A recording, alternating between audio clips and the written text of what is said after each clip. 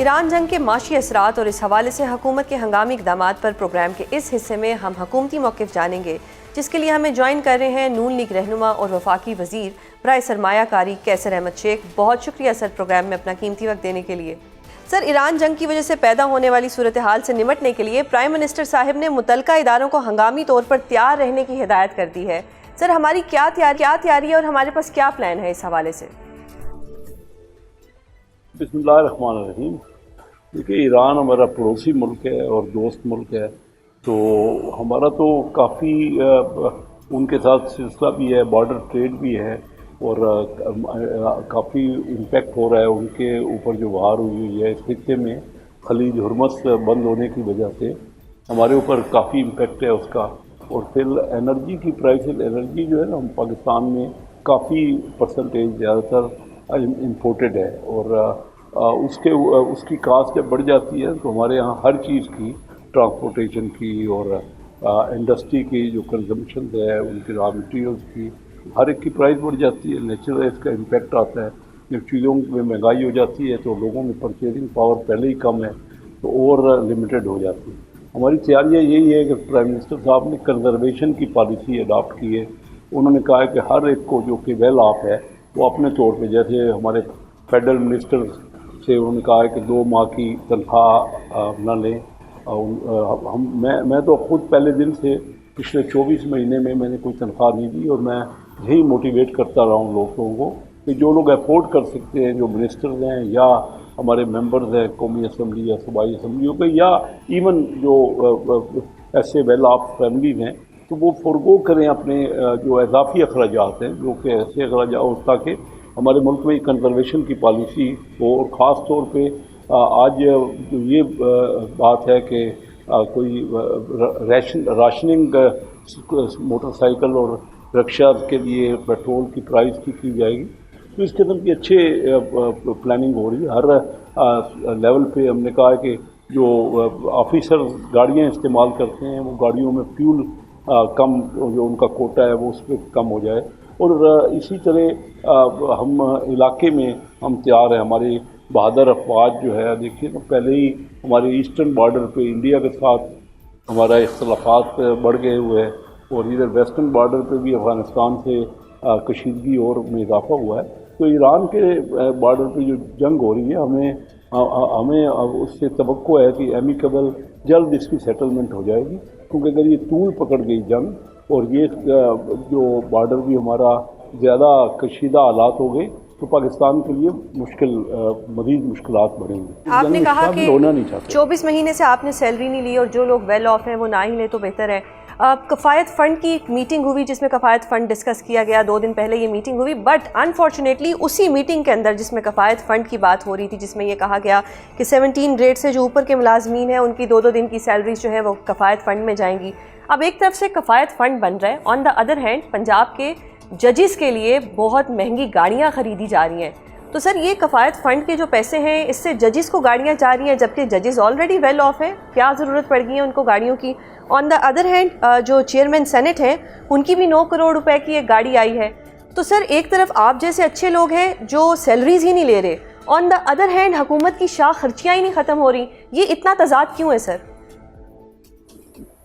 میں سمجھتا ہوں کہ آہستہ آہستہ یہی سب میں امپریشن آ رہا ہے ان حالات میں۔ دیکھیے، اگر حالات بہتر ہوں کوئی حرج نہیں ہے۔ اگر ہمارے الیکٹڈ لوگ ہیں وہ بھی محنت کرتے ہیں اور دن رات، ان کا کئی لوگ تو ایسے ہیں نا کہ ان کا کوئی اپنا انڈیپینڈنٹ اور وسیلہ نہیں ہے آمدن کا، تو یہ سارا کچھ ڈفرینشیٹ کرتا ہے، لیکن زیادہ زیادہ جو کچھ کنزرو کر سکتا ہے اور ملکی حالات میں سمجھتا ہوں جو بھی الیکٹڈ لوگ ہیں وہ خود پبلک کے قریب ہوتے ہیں، اور ان کو یہ احساس ہوتا ہے۔ ہماری عوام اس وقت بڑی پسی ہوئی ہے اور حالات جو ہے بڑے تکلیف دہ ہے۔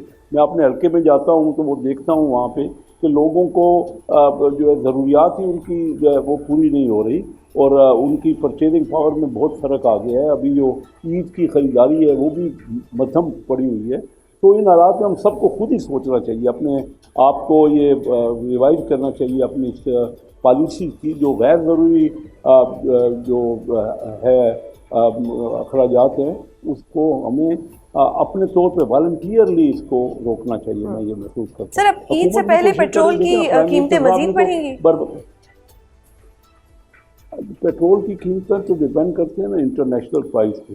हम तवक्को कर रहे हैं कि जंग जल्द ख़त्म हो जाएगी और ये अपनाए हुर्मत जो बंद हुई है इससे ये सारे रीजन का मेनली 90% इस जो गल्फ़ का पेट्रोल और एनर्जी है वो यहाँ से गुजरती है ना इससे, तो उस पर काफ़ी बढ़ोतरी हुई। अगर पेट्रोल की प्राइस आज $104 क्रूड ऑयल ब्रेंट की प्राइस है, अगर ये और बढ़ गई तो क्या करेंगे? हम तो ख़रीदते हैं, हमारे पास अपना तो बहुत कम परसेंटेज है क्रूड ऑयल की, ज़्यादातर इम्पोर्टेड है और हमारी एनर्जी भी गैस भी जो है वो भी ज़्यादातर कतर से और दूसरे ममालिक से हम इंपोर्ट करते हैं।